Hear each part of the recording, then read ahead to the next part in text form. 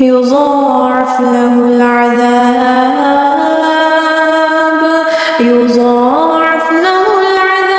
يوم القيامة ويخلد فيه مهانا يضاعف له العذاب يوم القيامة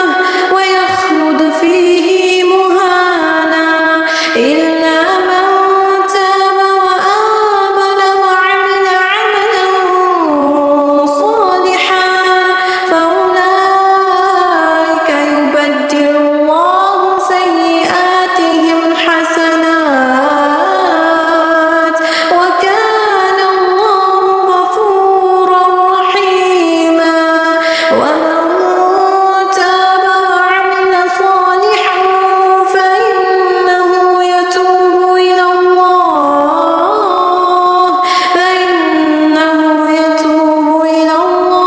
متابا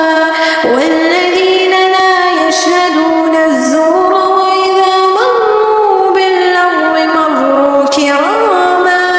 والذين إذا ذكروا بآيات ربهم لم يخروا